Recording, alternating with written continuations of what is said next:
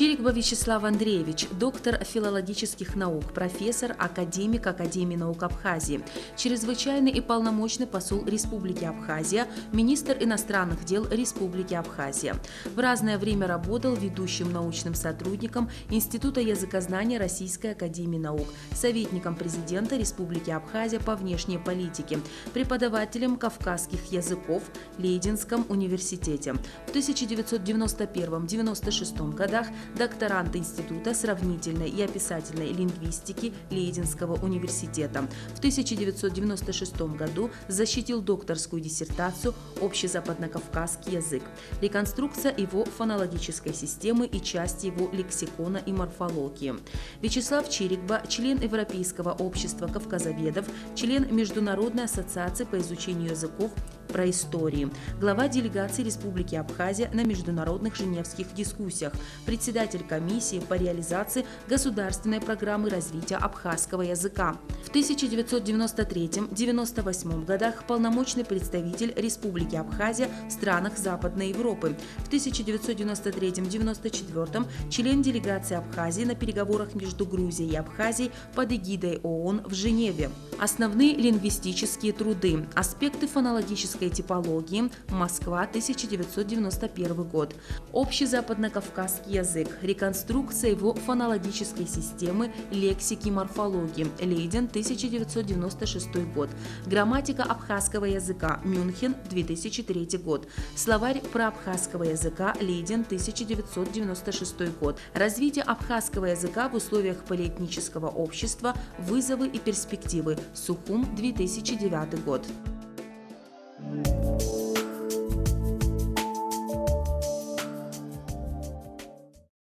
История свидетельствует о том, что многие народы и страны оказались потерянными в ходе войн, бесконечных конфликтов, реализации амбициозных, скажем так, планов, да, мировых правителей и так далее.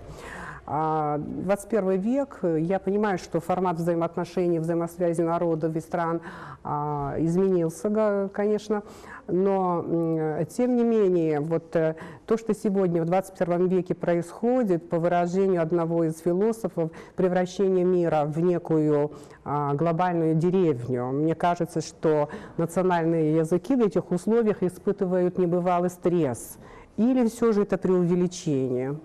Общий мировой процесс, который избежать невозможно. И Абхазия открыта всем ветрам, можно сказать, порт, туризм. Конечно, мы на себе испытываем ее в первую очередь, если говорить о Кавказе. Вот. И здесь именно перед нашим обществом стоит очень тяжелая задача, как справиться с этим вызовом глобализационным, как стать или быть современными, да?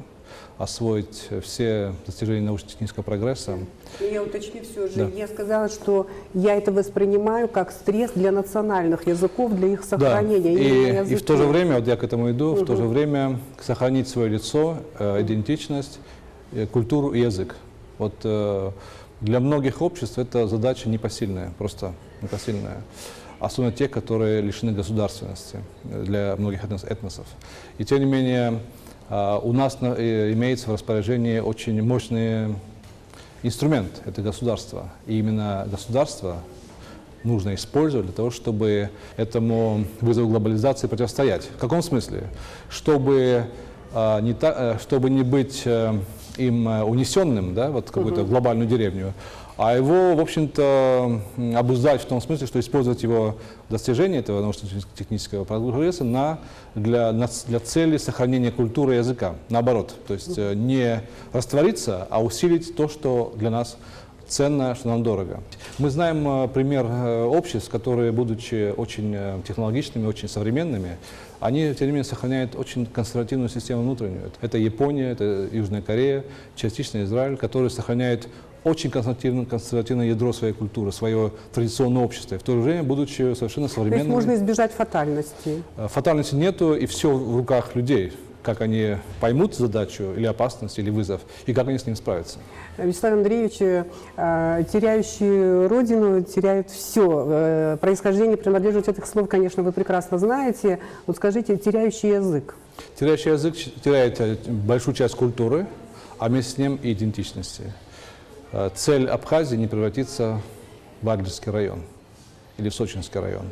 Мы должны сохранить свое лицо, свою уникальную идентичность, свой язык и свою культуру. Это наша глобальная суперзадача.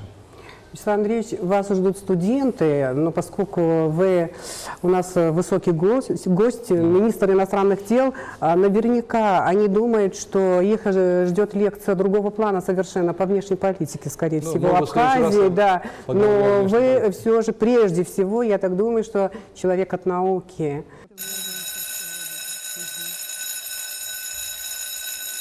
Звонок Спасибо. на лекцию. Спасибо. Пойдемте. Спасибо.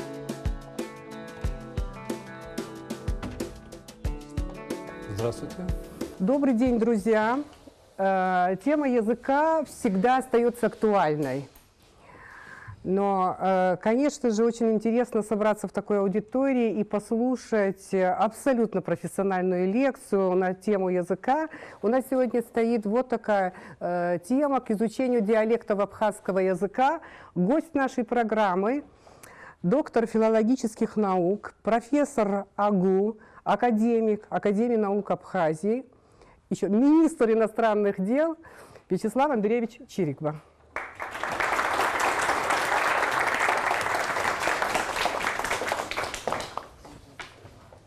Спасибо за теплое приветствие. Очень рад выступать перед такой аудиторией. Я думаю, что очень много тем, которые можно затрагивать. Язык — это такая, можно сказать, огромная сфера, где можно говорить. Я, по крайней мере, могу говорить часами об этом.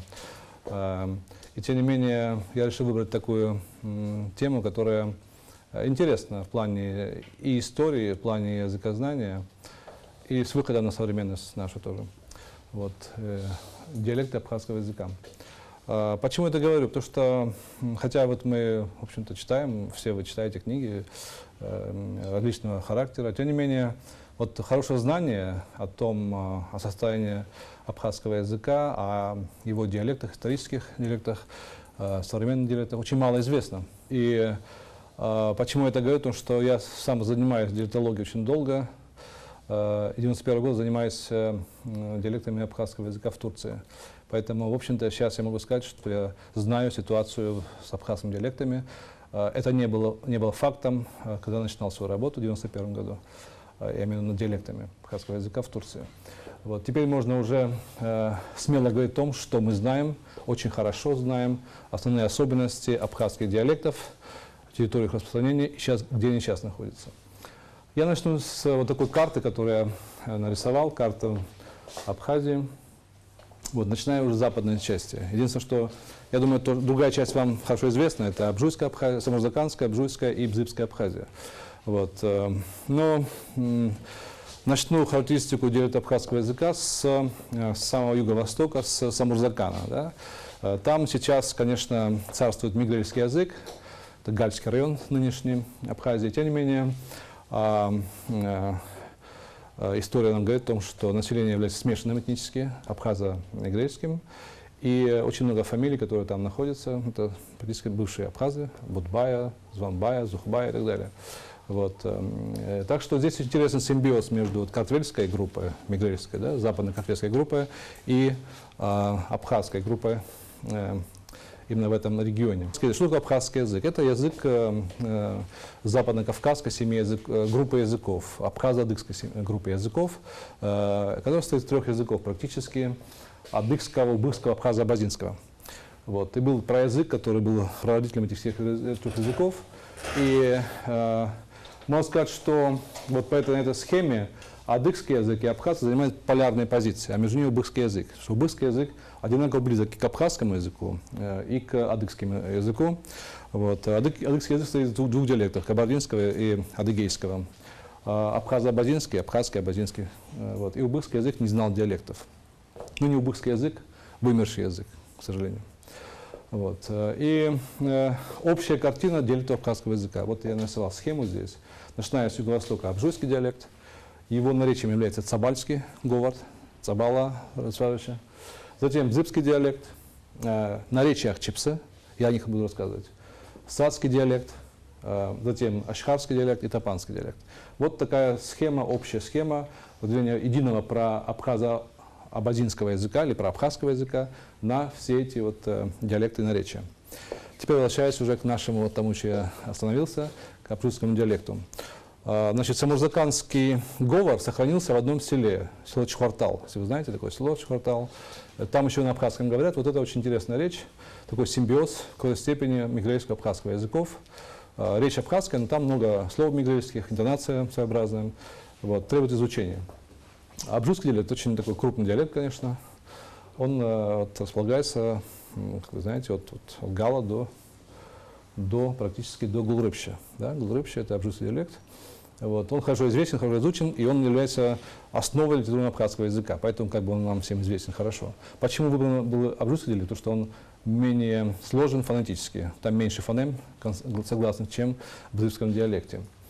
Имеется наречие цабальское, которое мало что известно сейчас, потому что все цибельдинцы, цабальцы и дальцы, они были депортированы в XIX веке в Османскую империю, в Абхазии не сохранились. Но они сохранились себе в Турции, на западе Турции, регион Бурса, Эскишехир, Кютахия, Билиджик, имеется много сел цабальских.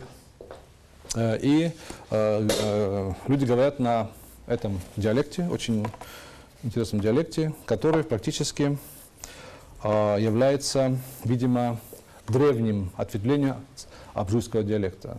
То есть там сохранились вещи, которые являются очень архаичными. Например, ну, если вы учили абхазский язык, вот диалекты, различия между шипящими спирантами, огубленными, жш, да, ну, аш, там, жаба, и шипящими или свистящими, допустим, зжба 9, зжба, сшара, вы.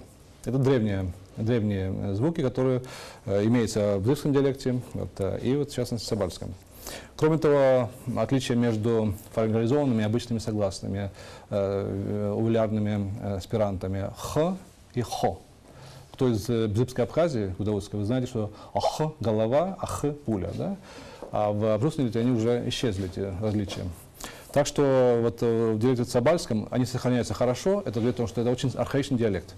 Вот. Но поскольку он находится на территории, где, в общем-то, распространен абжузский диалект, я считаю, что это часть абжузского диалекта, цабальский наречие или поддиалект абжузского диалекта. Цабальцы жили вот в верховьях Кадора. Вот то, что называется абхазская свалетия, так называемая, да? Там жили цабальцы и дальцы.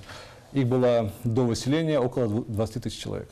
Сейчас в Турции, по моим данным, 29 сел цабальских. Довольно много, на самом деле.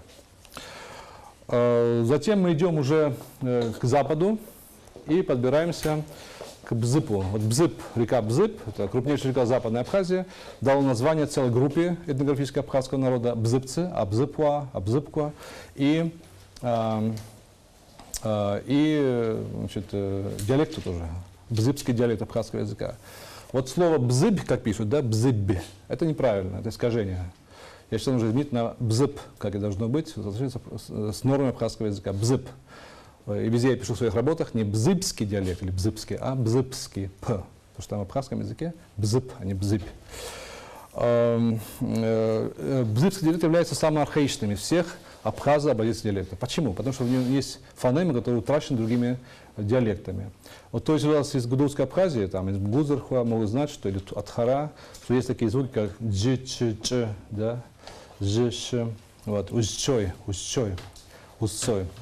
Это очень древние звуки, они такие были в бадыхском и протоабхазском языке и сохранились лишь в бзыбском диалекте. Значит, но, однако, бзыбский диалект изучен очень хорошо. Есть капитальная монография профессора Хухута Бгажба. Значит, о этом диалекте имеется много материала и в лексике, и фонетике. И теперь подходим к той части Абхазии, которая была практически опустошена этнографически, демографически и в плане языковом после Кавказской войны. Вот подбираемся к городу Гагра, откуда я родом, от реки Бзып. Уже называется так называемая Малая Абхазия. Ее называли также Джигетия. Я считаю, ну, это неправильное название Джигетия, я объясню почему. Вот. Либо Садзин. по-абхазски Садзин или Садзна. Вот, от практически города Гагра, от нынешнего Гагры, поскольку дальше Бзыпи, там, видимо, была такая полоса, где и бзыпсы жили, и садзы жили.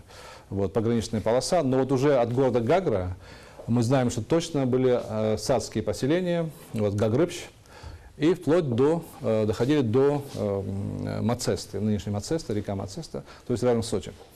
И вот здесь как раз было очень много загадок. Вот я больше внимания уделю вот этим группам. Это садзы, ахчипсы, цвиджи, которые находятся сейчас только в Турции. До выселения были очень многочисленное население здесь было. Видимо, около 20 тысяч человек жило до выселения на территории между Гагрой и Сочи. Вот, это жили здесь общины Сандрыбщ, Гячрыбщ, Арыткыта, арыдбовцы жили здесь, и хамышевцы и Чуа. А чуть выше жили, такое племя было Цвиджа, маленькое племя, 200 дворов было до выселения.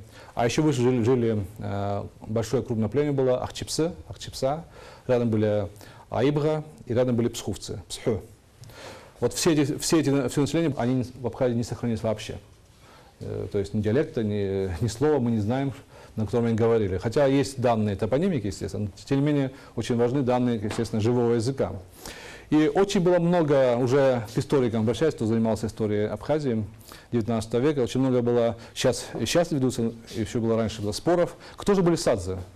Поскольку их язык не сохранился, очень в исторических источниках противоречивые сведения о том, кто это были. Были ли это адыги, были ли это убыхи, были ли это абхазы, абазины, непонятно совершенно было. Вот. И вы знаете, что есть различные мнения по поводу этого. Даже у такого историка крупного абхазского Зурабан Чабадзе было мнение, что это был отдельный абхазо-адыгский народ, который говорил на отдельном абхазо-адыгском языке, который нам неизвестен. И он как бы исчез, растворился, вымер, и теперь уже можем только гадать, что это было за язык. Вот. И когда я попал в Нидерланды в связи с обучением в докторантуре, вот моя докторская диссертация была издана в Голландии на английском языке. Это реконструкция западно-кавказского праязыка, то есть исконного предка абхазских языков. И вот мне необходимы были данные садского диалекта, чтобы знать, что это такое и как его соотнести с другими диалектами абхазского языка или убыхского или адыгского языка. Вот, в 1991 году я отправился в Турцию, в первую экспедицию в Турцию. Надо было найти садзов. Турция большая, а где их искать? Вот, и я обратился к известному такому культуртрегеру Архану Шамба. Это чемпион Турции по борьбе, человек, занимавшийся абхазским фольклором, записывающий очень много текстов, писавшим, вообще блестящий знаток абхазского языка. Он жил в селе Харман-Тепе, это находится около города Атапазары. Я его посетил в 1991 году, и он мне нарисовал примерную карту, где находятся какие племена. Где бзыпсы, где абжуйцы, где ахчепсы, где сабальцы и где садзы. Для меня было самое волнующее, где садзы. И вот, наконец, попал я в садское село, вечерком это было, село Цхинара. И вот хочу вам передать свое волнение, которое я сидел, чистый блокнот, ручка, я был готов услышать первые слова этого загадочного диалекта или языка, непонятно. Что это будет? Мне было интересно. 91 год. Осень 91 года, и это был абхазский язык. То есть не убыхский, не абазинский, не адыгский. А это был абхазский язык, но очень своеобразный абхазский язык. Очень своеобразный. То есть это был отдельный, неизвестный, неизученный диалект абхазского языка, который мы не знаем, очень плохо знаем сейчас, но тем не менее тогда вообще не знали. Вот сейчас уже есть статьи по этому диалекту, и мы уже знаем, какие у него особенности. Я о них расскажу. Ну вот такая фраза на садском диалекте. Попробуйте перевести на абхазский. Сар сырый стахайт. Сар сырый стахайт. Сар стахуп. Стахуп. То есть сар сара, сырый, сар или сарс, стахайт, стахуп. Вот Вроде абхазский, но все-таки своеобразно. Там укороченные сарские диалекты, так? Это не укороченность. Вот сар, да, там укороченность. Но я сейчас расскажу о его особенностях более подробно. И, в общем-то, я с этого времени стал записывать сарские слова, тексты, фольклор, сказки, предания. Записал огромный нардский текст. Просто это вообще огромная удача. Это уникальный текст, записанный в селе Акбалык от одного садза. Значит, по фамилии Айкусба. Вот. Он еще жив. Я его навестил в прошлом году. Вернее, 2 года назад навестил, ему уже 90 с чем-то лет. И он мне пересказал тоже текст, уже он в другом состоянии, естественно. И тем не менее, он дал те части, которые тогда не рассказал мне. Потому что он сказал, когда первый раз рассказал, он говорит, Яцу Гейхоп. Но, говорит, и так долго вас утомил я. А теперь он сказал ту часть, которую я не говорил. Очень интересная часть. Так что она войдет в многотомник, готовящийся Зурабан Джопова по нардскому эпосу. Нард арабчика, да, 6-томник будет, там этот текст войдет. Уникальный совершенно текст. Ну так вот, и теперь стало ясно, что такое садзы. Садзы называют себя либо асадскую, то есть они называют себя апсу, да? У них очень четкое абхазское самосознание. Они себя не считают ни адыгами, ни абазинами, ни убыхами, никем другим, кроме Абхазии. Большие патриоты Абхазии. Но их родовое, вот, вернее, племенное название, это либо асадз, либо ахалцис. Ахалцис, видимо, какое-то слово топонимического происхождения, видимо, какое-то место было. Ахалцис, как мне этот Айкусбе, старик, рассказывал, это было место вот, значит, вот где-то вот здесь, вот между вот Псоу и Адлером, которое было теснина, которая шлась к морю, Халцис. Вот. И, кстати, в записях немецких, вот, немецкого ученого Боденштетта 19 века называют народ Халцис, называют. Это тоже название старое.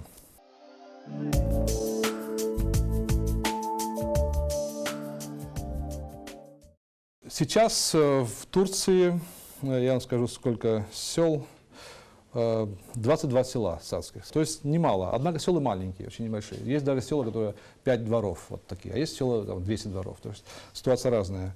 Я написал, вот, в принципе, такую же книгу написал, грамматику садского и абхазского языка, она еще не вышла. Сначала на английском выйдет, наверное, в Европе, а потом я на русский язык переведу. Это будет, мне кажется, очень интересно всем, кто интересуется историей. А английский будет где-то, может быть, через года 1,5 выйдет, а русский через годика 2, я думаю, не раньше. Кроме этой группы Ахалцис, есть еще маленькая группа Цюджа.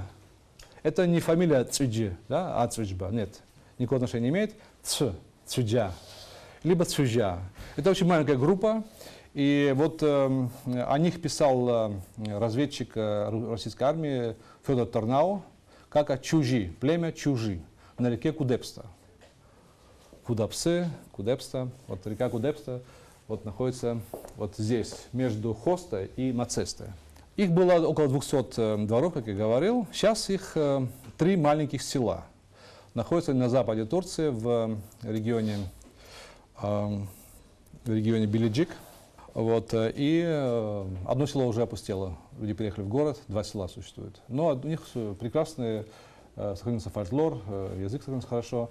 Вот, и они говорят по диалекте садского диалекта. Хотя они себя не считают садзами, вот садз как племя, однако они считают, что, вернее, их язык это говор садского диалекта. Те же самые особенности, просто немножко отличия есть от него. Я думаю, что вот речь Цюджа – это промежуточная между Халцис, собственно, садским, и Ахчепсы. Там есть интересные сходства. Наконец, поднимаемся вверх, в горы, по реке Мдзымта.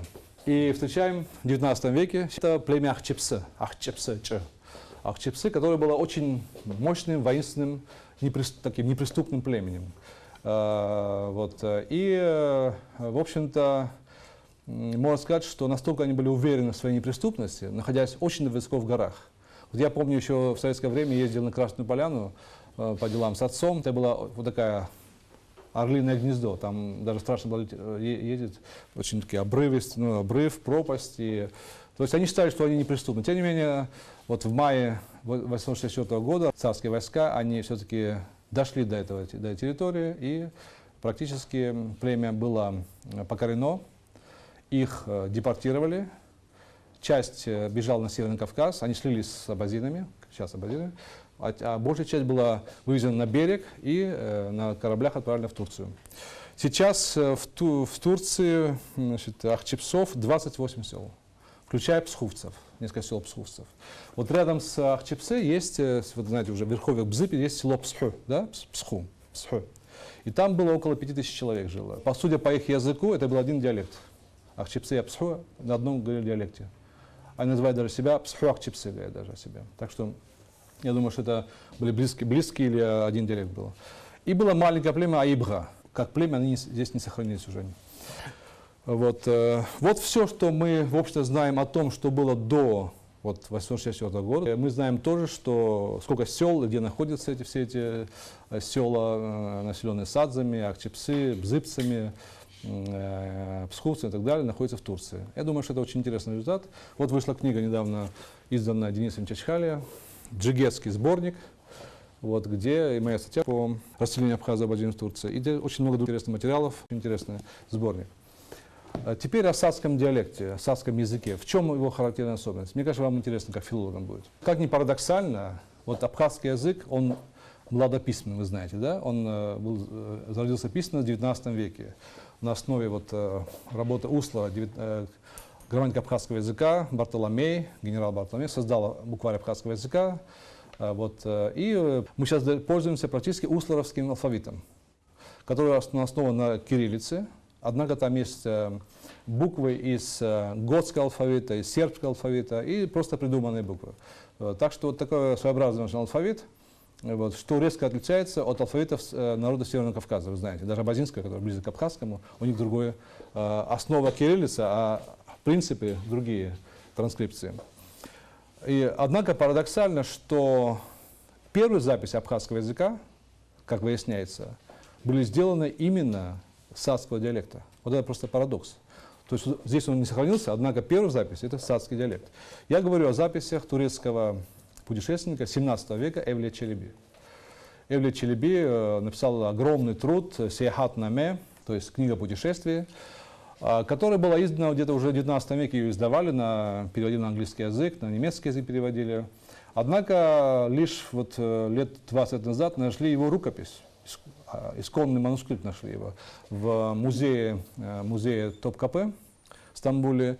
И сейчас сделали совершенно роскошное издание, 10 томов, которые я приобрел, такие огромные тома, полное изложение этой, то есть полное изложение всей его книги, «Сияхат наме», книга путешествия, в латинской транскрипции. То есть знающие турецкий османский язык могут прочитать, уже не читая все эти каллиграфию османско-турецкую, арабскую, можно понять очень хорошо. И там много материалов по абхазскому языку, по убыхскому, по алазскому, вообще по истории Кавказа 17 века.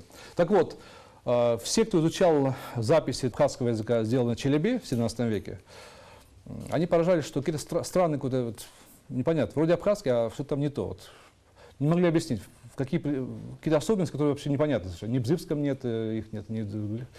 И только когда я стал заниматься сакским диалектом, сравнил данные Челеби и данные сакского диалекта, оказалось, что это один к одному совпадает. Практически во многих отношениях. Ну, допустим, такие формы императива, как умцан, да, умцан, не ходи.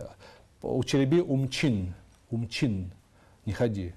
Гетме, по-турецки. Умчин, по-сацки умцин. То есть почему че, не це? Потому что это в древнем сацком, да, как и в бзыпском, было не це, а че, умчин. То есть че передали через че, а форма сацкая, умцин. И так далее. Там много таких похожих черт, которые говорят о том, что практически первые записи абхазского языка — записи сацкого диалекта. Если бы мы не знали, что они в Турции находятся, мы бы не поняли, что это за диалект. Кроме того, также интересно, что другие записи абхазского языка, сделанные английским путешественником или агентом, как его называют, или авантюристом Джеймсом Станиславом Беллом, 3 года в Черкесии, они тоже содержат маленький словарик языка абаза, это убыхский, он назвал абаза убыхский язык, или абаза, черкесский диалект, язык, и азра. Азра — это искаженное адыгское, убыхское название абхазов. Азга, как они сейчас называют абхазов, это абхазский язык, но его особенности сацкого диалекта. То есть он жил в Сочи практически и общался с садзами, что они были рядом жили. Вот он записал у них эти слова. Ну и еще были другие записи. В частности, был такой армянский путешественник, он был монахом, венецианец в Венеции жил, армянский монастырь в Венеции. Он приехал вот на Кавказ, совершил путешествие вокруг Черного моря, написал книгу «Путешествие вокруг Понта». Понтус — это Черное море. И там записи абхазского языка. Тоже очень многие черты именно сацкого диалекта. Так что удивительным образом первые записи абхазского языка, вот именно вот Челеби и других, были сделаны с исчезнувших потомок сацкого диалекта.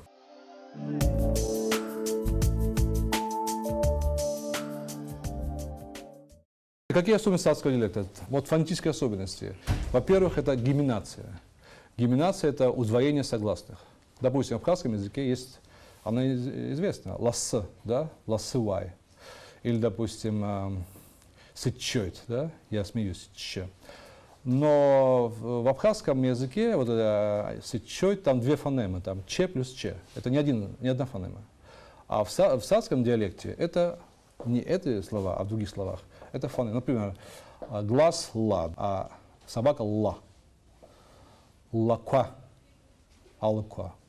То есть по многим позициям видно, что сацкий диалект имеет фонемную систему, которая содержит удвоенные согласные, которые являются фонемами, не просто звуками, не сочетанием звуков. Это уникальная черта вообще среди всех западно-кавказских языков. Здесь, кроме сацкого, нигде этого нет. Есть в дагестанских языках, но нет в абхазских языках. Вот.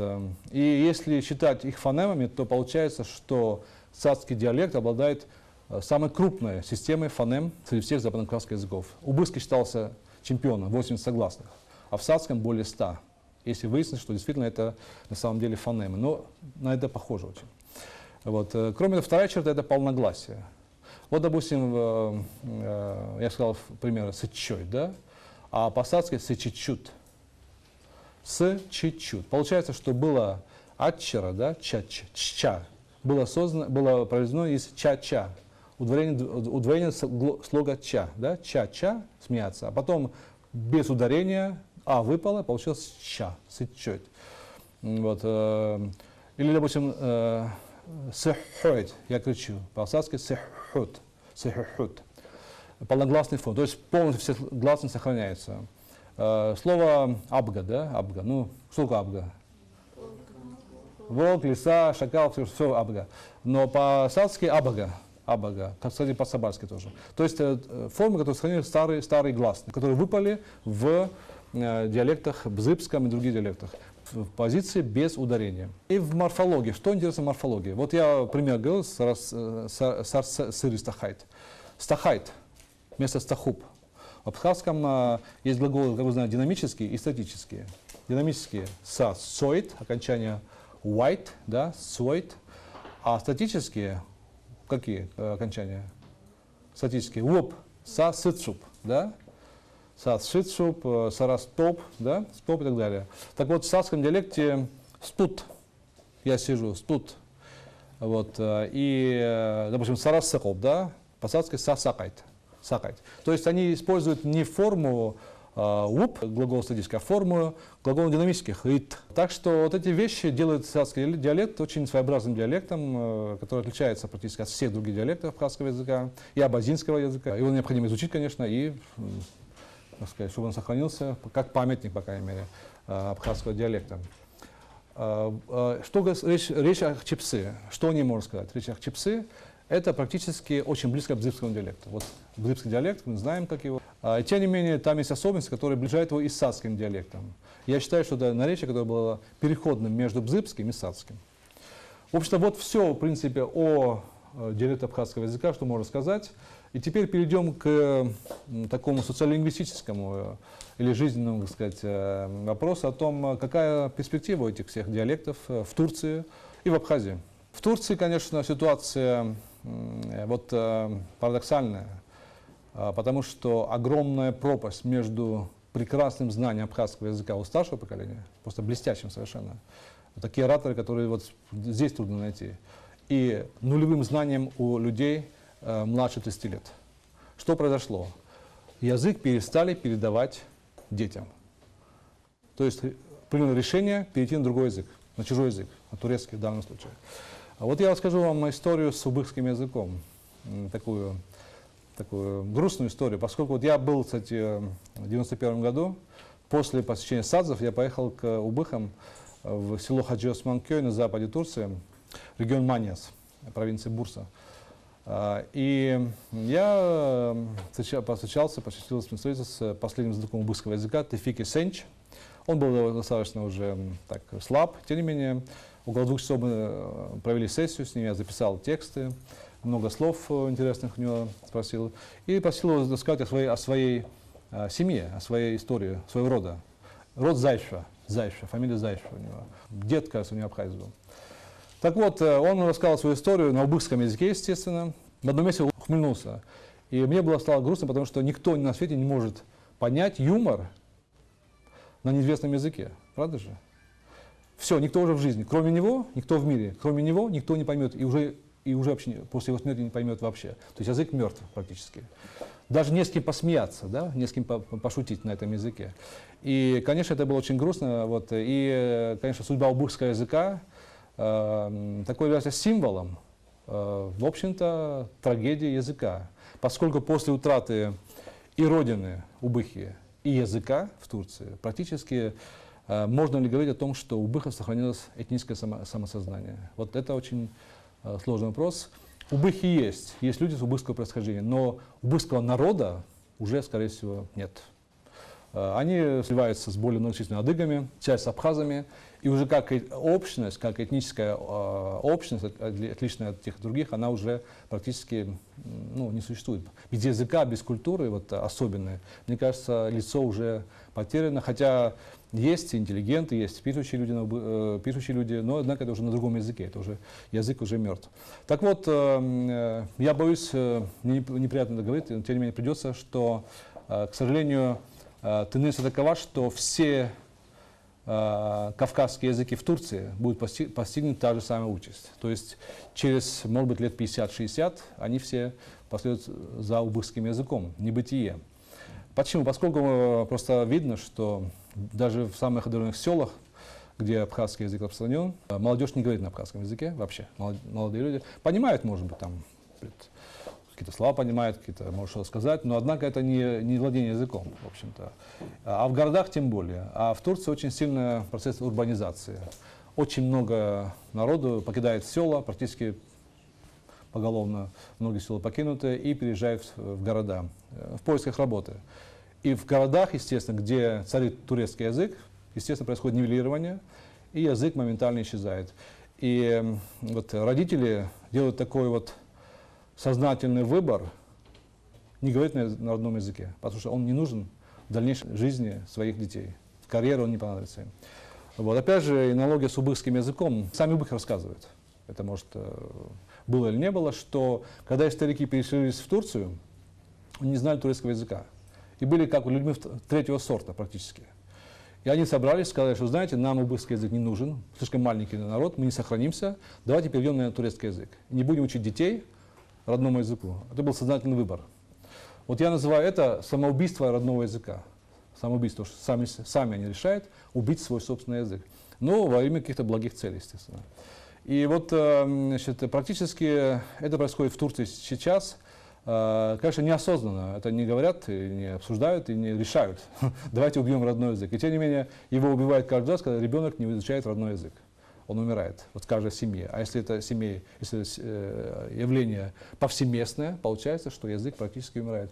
Вот я объездил очень много сел в Турции, не встречал ни одного села, в котором дети говорили на абхазском языке. Ни одного села не встречал. Хотя мне говорят, что где-то вот там есть, там есть. Вот не встречал пока, не посчастливилось. Так что вот перспективы абхазского языка в Турции очень, и адыгского языка, и лазского языка, и других языков, там, чеченского, осетинского, конечно, очень мрачные.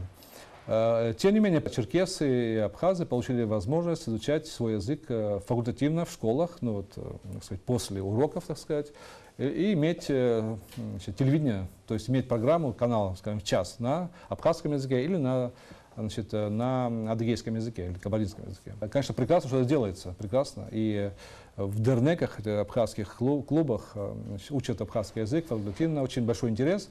Вот, насколько это будет, конечно, вылиться в сохранение языка, это большой вопрос, конечно. Хотя попытки делаются язык сохранить.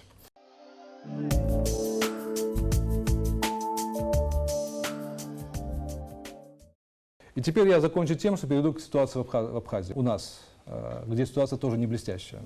И тем не менее, я считаю, что возможно создать ситуацию, которая была бы характеризовалась активным билингвизмом, активным двуязычием. Это вполне возможно. Знать очень хорошо родной язык, очень хорошо русский язык. Ну и другие языки, естественно, английский, немецкий, французский и так далее.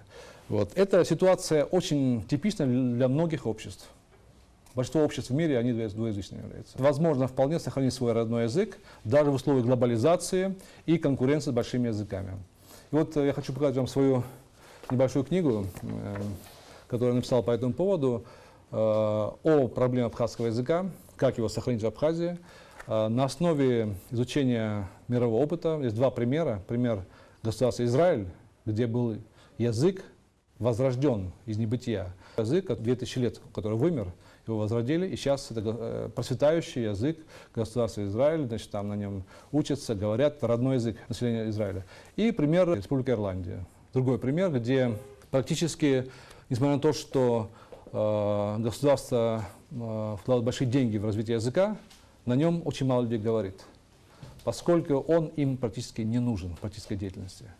Можно прожить всю жизнь, поработать без знания ирландского языка. Вот я предлагаю в этой книге свои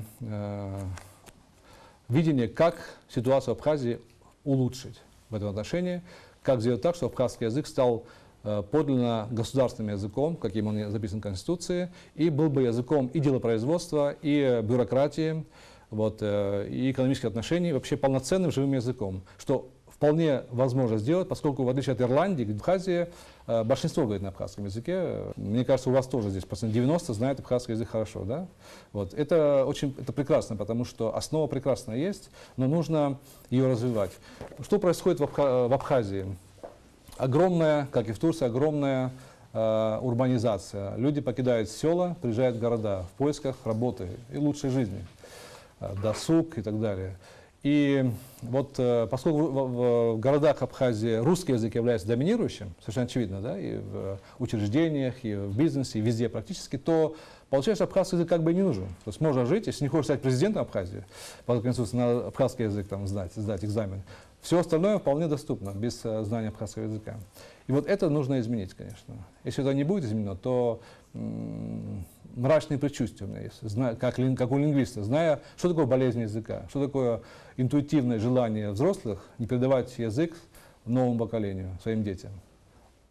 Они думают, что он больше не понадобится. Понимаете? Это уже смерть языка. Любое государство – идеологический конструкт, основан не только на экономике, но и на идеологии. То есть, что такое для нас абхазский язык, часть нашей культуры?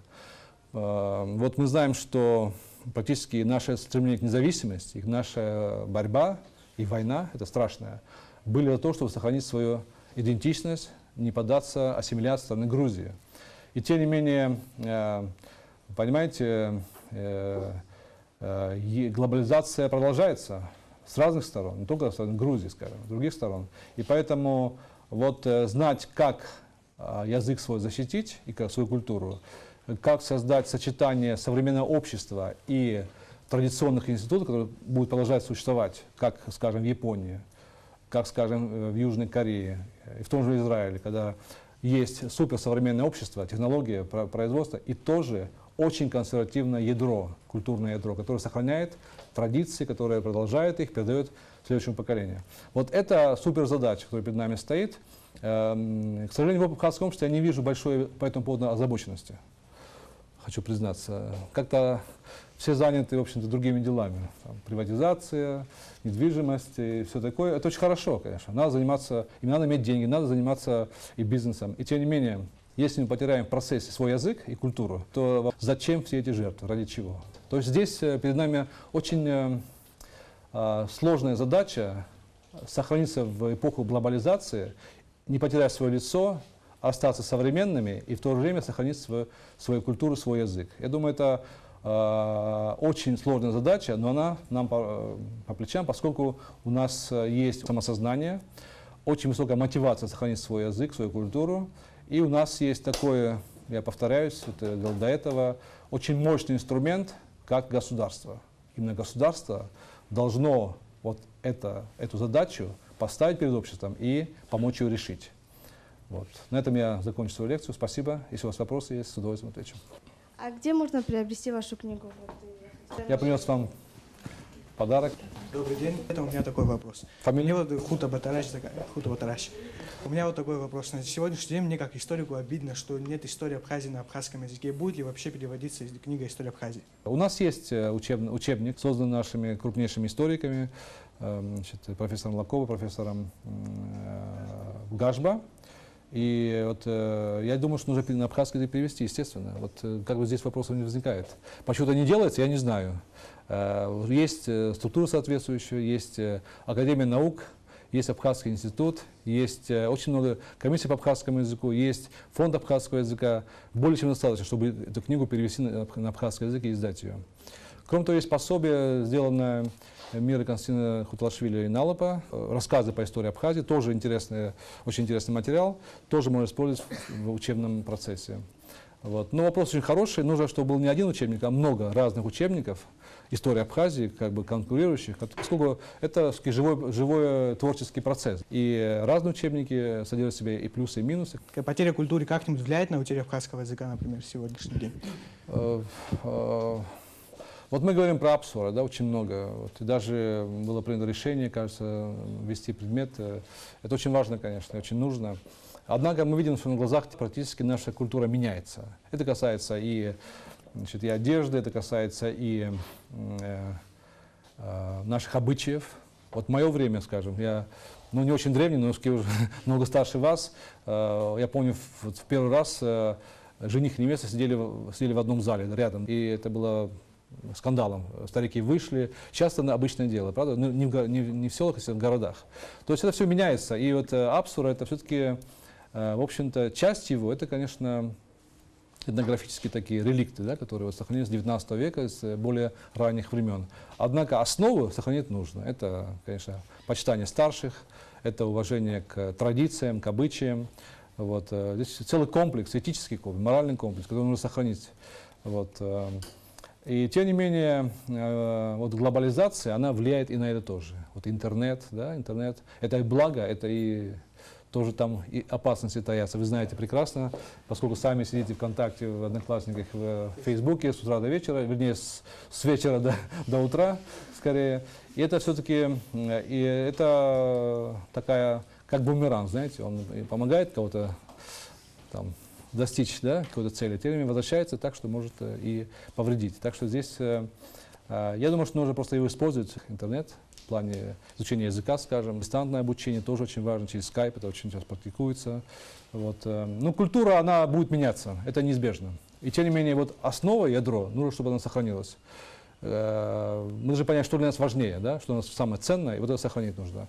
А вещи вот такие, чисто такие этнографические, вот, они могут уйти, они уйдут даже без нашего на это как бы вот желания или нежелания. У меня к вам сразу два вопроса. О находке Турчининова, это в Сухумской надписи Маяковская. Что вы можете об этом сказать? И мнение Ашхаца о том, что грузинский церковный алфавит Асамтаврули на самом деле не грузинский, а абхазский, что он больше подходит к абхазскому языку. Ну, вы задали очень и простые, и сложные вопросы. Простые, потому что я знаю ответ, а сложные, потому что я знаю, что ответ не понравится многим. Вот в этом сложность. Поскольку вот я вам покажу пример, и вы, может, догадаетесь, что я имею в виду. Ну, прочитайте, пожалуйста. Можете перевести на какой-нибудь язык? Можете? Я тоже не могу. И что произошло? Была найдена плитка под Майкопом, да? Была найдена плитка, на которой были какие-то иероглифы. Там иероглифы, какие-то полубуквы, полииероглифы. Это очень древняя система письма, древневосточная система письма, очень похожа на древнешумерскую, похожа на древнехетскую. Вот явно восточное письмо какое-то. Но ни на одно известное нам письмо до сих пор не похожее. То есть, чтобы, если было похоже, мы могли бы прочитать. Оно не похоже ни на что.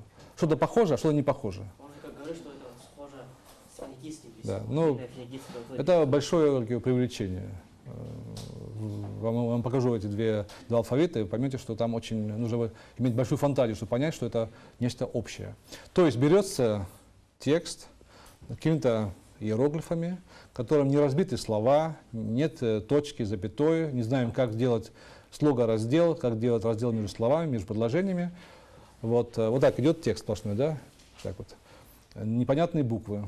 Ну вот смотрятся на другие алфавиты и сравнивается, это может быть то, это может быть то, это может быть то, это может быть то. Потом все это сочетается, и при достаточной фантазии можно на любом языке прочитать, хоть на эсперанто, то есть языке, который вообще искусственный язык. То есть, вот мое личное мнение, как ученого, я говорю ответственно, что попытка шифровки, значит, надписи на абхазском языке, она неудачная, поскольку не ясен ни алфавит, не ясен ни язык, не ясны ни слова, ничего не ясно вообще. Она остается загадкой. Это все возможно. Это могут быть абхазский язык, адыгский, убыхский, шумерский, хетский или финикийский. Мы не знаем. Но эта табличка не расшифрована до сих пор. И поэтому находки Турчанинова, вернее, его интерпретации не получили поддержки ни у крупнейших востоковедов своего времени, Дьяконов и другие, ни у современных западных ученых. Кроме того, она очень древняя, 2000 лет, как минимум. Мы не знаем, каким абхазский язык был 2000 лет назад. Он мог быть всем другим языком. Если почитаете древнеанглийский язык, англичане не могут прочитать на древнеанглийском языке, или французы на древнефранцузском. Это было всего лишь там 13 век, а это 2000 лет назад. То есть язык меняется почти неузнаваемо, может меняться. И второй был вопрос по поводу Ашхатсава, да? Ну тоже это гипотеза этого уважаемого, очень важного, очень крупного деятеля абхазской культуры, но я считаю, что она не обоснована. Насчет абхазов и абазин. Вроде бы эти языки, их или говорят, что это абхазо-абазинские лишь разделяют. Что же, по вашему мнению, более правильно? Как что-то один язык или разные языки? Спасибо. Ну, это очень интересный вопрос, поскольку ответа такого прямого нет на него. Почему? Поскольку, вот скажем, в Китае есть китайские диалекты, которые друг друга вообще не понимают они. А считается диалект. В даргинском языке есть диалекты, которые вообще разные языки практически. Считается диалект. То есть это дело очень такое произвольное, что считать диалектом, что считать языком. Можно сказать, что поскольку между абхазским языком и абазинским языком есть хорошее взаимопонимание, вот я общаюсь с абазинами, турецкими абазинами, они не знают русского языка, да, а я не знаю сейчас турецкого языка. Я на абхазском, они на абазинском понимают друг друга хорошо. Ну, процентов там, может быть, 60, 70, 80, иногда 100%, иногда меньше. Там слова бывают другие. То есть, что можно сказать? Это очень близкие языки. И вот я считаю, что, как лингвист, считаю, что это диалект одного языка. Как его назвать, это другой вопрос. Скажем, если у адыгов есть общее самоназвание, у кабардинцев-адыгейцев есть самоназвание адыг. Кабардинцы адыг, вот они говорят, не говорят с Кабарда, они говорят с адыга. То есть адыги. Это общее самоназвание, которое их объединяет. У нас, к сожалению, не сохранилось такого общего самоназвания, поскольку самоназвание абазина абаза, абхаза апсуа. Вот. Поэтому мы вот на русском языке говорим абхазо-абазинский язык, скажем, да? Но можно сказать абхазский язык и абазинский язык, тоже можно. Все это верно. То есть нет здесь никакой ошибки. О том, что псы и бзы это синонимы. То есть о том, что апсу и абаз это синонимы, что у нас два самоназвания. Я очень рад, что вы читаете литературу, очень такие тонкие вещи. Я очень рад, что вы интересуетесь этими вещами. Но вот у меня статья, которая готовится к изданию сейчас, где я доказываю, что корень апс и абаза – это корень, абаза – это корень, такой длинный корень. А апс – это не апс, а апши, апши. Потому что в близком диалекте апсу не апсу, а апшуа. То есть апши, уа, уа – это суффикс. Они друг другу не сводимы вообще. То есть это абаза и апши – это разные корни, это мое мнение, которые, вот, того же мнения придерживаются другие многие ученые, скажем, Джордж Хьюитт, крупнейший западный абхазовед. Я считаю, что их нельзя друг друга свести. Это были два разных племени одного народа. Абазги были, апсилы были, как есть, скажем, бзыпцы есть и абжуйцы есть. Это же не абжуа и абзыпуа, это же не одно и то же, правда же? Но одни абхазы. То есть здесь нет никакого противоречия. Откуда происходит слово апсуа, да, апсу, апсил, я знаю. То тоже моя этимология. Вот. А база неизвестна пока еще. Но это тоже местное название какое-то, которое пока мы еще можем понять его этимологию. На нем основано этноним Абазги, да, то есть этноним, значит, племени, западно-кавказского племени, которое было известно вот с первых веков нашей эры вплоть до вот, практически до Средневековья, Аббасское царство. Как вы знаете, законы государственного языка уже приняты. Как вы думаете, они будут работать или нет? Ну, это очень сложный вопрос. Вот, сложный вопрос, который меня очень беспокоит, поскольку я, в частности, был в составлении комиссии по абхазскому языку несколько лет. Я считаю, что, во-первых, закон радикальный очень, это совершенно очевидно. То есть он предполагает, что все учреждения в Абхазии перейдут на абхазский язык к 2015 году, то есть через 3 года. Вот и вопрос возникает, мы готовы к этому? А другой вопрос, готовимся ли мы к этому? Он еще более важный вопрос, готовимся ли мы к этому? Я считаю, что мы не готовимся к этому. И те высокие планки, которые были заложены в этом законе, они недостижимы, потому что мы их не реализуем. Не потому что они недостижимы как таковые, а потому что мы ничего не делаем, чтобы их реализовать. Ну, конечно, я преувеличиваю, ничего не делать, сказано, конечно, может быть, немножко так прямолинейно. Много делается, очень много делается. Издаются учебники, издаются словари терминологические. И тем не менее, вот такой вот все-таки программы по переводу делопроизводства на абхазский язык, это означает и курсов делопроизводства на абхазском языке, обучение наборщиков, скажем. Это означает и перевод законов, перевод нормативных актов, перевод, значит, учебников, перевод, значит, большой литературы по делопроизводству на абхазский язык. И обучение и этим словам, этим вот терминам, этим текстам вот, тех, кто будет заниматься вот, делопроизводством. Этого ничего не происходит. Почему? Этот вопрос уже, конечно, уже не ко мне, поскольку я не ответственен за эти дела, у меня другая сейчас область ответственности. Это дело политической воли. Это не дело финансов. Финансы есть. Не было создано механизма по контролю и за исполнением этой программы. Можно сказать очень много красивых законов, но если не будет механизма по их реализации и контролю за исполнением, они просто останутся на бумаге. Какой диалект вы считаете правильным? Все правильные диалекты. Нет неправильных диалектов. Это, значит, ну что, есть диалект, а есть литературный язык. Вот я жил в Голландии долгое время, и там есть литературный голландский язык, который все говорят. Но есть куча диалектов в супер современной Голландии. Они говорят на своих диалектах. Они знают, конечно, естественно, потребляют общий голландский язык, но в официальных учреждениях. А дома они говорят на своем, на улице, на своем, и ничего, издают словари даже на своем диалекте. Так что я считаю, что это богатство вообще культуры, когда есть отличия. Когда все одинаковое, это все-таки немного скучновато. И хотя происходит нивелировка различий между диалектами абхазского языка, между бзыбским и абжуйским, это богатство. Многокультурие, даже внутри одного этноса, это богатство. Почему не сохранились диалекты? Очень просто, потому что произошла трагедия махаджирства. Вот все эти племена, абхазские этнические группы этнографические, Цабал, Дал, Аибга, Ахчипсы, Цюджи, Садзы, гумцы, кстати, я о них не сказал, забыл сказать. Между абжуйским и бзыбским диалектами был средний диалект, гумский диалект, вот центральный, это сухумский диалект, Абжапла, Кулрыбщ, это все был гумский диалект. Сейчас этого тоже нету, он весь в Турции. Есть даже целое село есть, Гума. Так что это трагедия махаджирства. Я читал статью Джиргения, правда, не помню ее название.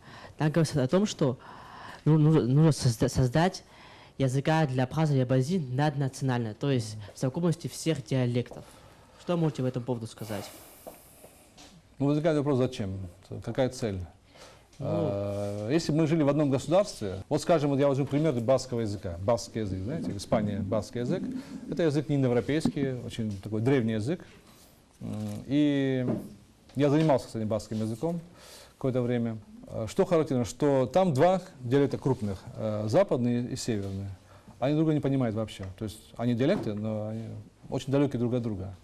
А народ один, государство одно, они в одной стране Баскова, одна провинция Испании. И не была просто необходимость создать компромиссный диалект. То есть не использовать один из диалектов, как у нас, абжуйский используют, то есть основы. Вот, потому что они очень близки, бзыбский и абжуйский очень близки между собой. А вот именно компромиссы, поскольку никто не хотел, чтобы была основа там другого диалекта. Придумали третий язык, то есть на основе двух диалектов сделали третий диалект, то есть черты из того и другого взяли, создали общий язык. У меня такое, в своем рассказе вы упомянули джиков. У меня возник такой вопрос. Кто такие джики, Да, вот кто это такие зихи? очень хороший вопрос, я о нем собирался сказать, вот, но подзабыл, поскольку было много другого материала. Вот, я сказал, что русские авторы называли царскую территорию Джигетией. Что такое Джигетия? Это то же самое, что Осетия и Сванетия. То есть там суффикс «эт», который был взят из грузинского языка. То есть Осетия – это осетин, да, осет-ин, ин русского языка. Это буквально страна осов, да, ос, эти суффикс место, ну и страны для в грузинском языке. Сванети, да, сванетия, сван, эти, страна сванов. И джигети, страна джиков, джик, эти. Просто русские авторы, они не поняли, что это не этноним, а это топоним, что это название места, страны. И подумали, что это название племени там, или народа, и назвали садзов назвали джигетами. Почему джигетами? Поскольку источники, вот грузинские, кстати, они были знакомы, русские авторы, с грузинскими источниками, называли средневековые и более поздно, называли эту часть Абхазии, называли Джикетией. Почему? Поскольку было племя джиков, было племя джики, но они были не джики, а джихи. Вот джихи, да, говорят уже. Вот это слово сохранилось в убыкском языке. Джихы означает одно из адыгских племен, Абадзех. Большое адыгское племя Абадзех. Ну, большое, сейчас на Кавказе одно село, а в Турции, в арабских странах очень много. Вот. И вот из формы джихы грузины взяли вот это, джики переделали, и уже добавили суффикс «эт», получилось джикетия. Значит, джигет, вот мой друг Денис Чачкаль назвал свой сборник не садский сборник, да, вот, а джигетский сборник. Я считаю, это неправильно. Джигет — это русское заимствование грузинского языка, означает страну джиков.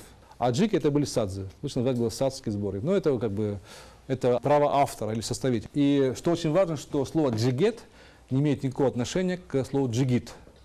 Никакого совершенно. Джигит — это тюркское слово, которое означает наездник. Никакого отношения к джигетам оно не имеет. Вот. Так что слово джихы очень древнее, древний этноним, означало одно из племен Западного Кавказа. Вот. И он не связан с словом зихи. Это разные корни. Потому что в убыкском есть джихы, да, а в абхазском есть зыху, азыху. Азыху означает черкес, адык, адыгеец, азыху. И это разные корни просто, как вот абаза и апсу, да, это разные корни. Похожие в чем-то, но это разные корни.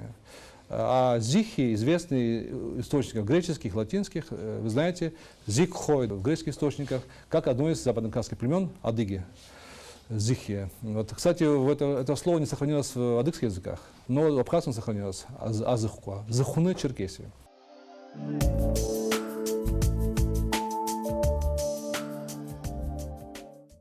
Мы прослушали очень интересную лекцию. Она была не просто интересная, я думаю, что она очень полезная. Историко-лингвистический вот такой аспект вот был, да, где была дана такая вот дифференцировка, что ли, если можно так сказать, абхазского языка на диалекты. Не менее интересно было то, что было сказано, конечно, с позиции социолингвистического аспекта. И самое главное, огромное спасибо вам за откровенный разговор, который состоялся, в общем-то, можно сказать, в последней части нашей лекции, потому что ребята задали очень актуальные вопросы.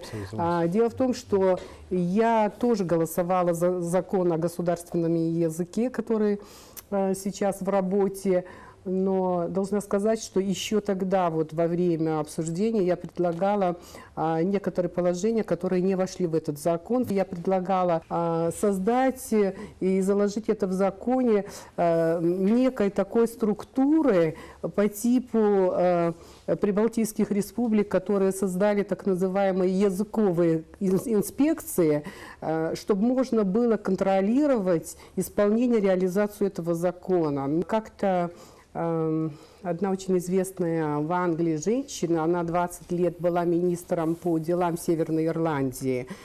Ей при мне вот задали вопрос о том, что есть ее идентичность. Она долго думала и сказала, что это то, что отличает нас от других. У нас есть и другие факторы, и другие, наверное, признаки, которые нас отличают от других народов, но самое главное, конечно, это наш язык, и поэтому совершенно справедливо было сказано о том, что не должно быть фатальности и не должно состояться самоубийство нашего родного языка. Сейчас я хочу вместе с вами поблагодарить профессора Чирикова за такую замечательную, просто очень интересную и сугубо научную лекцию.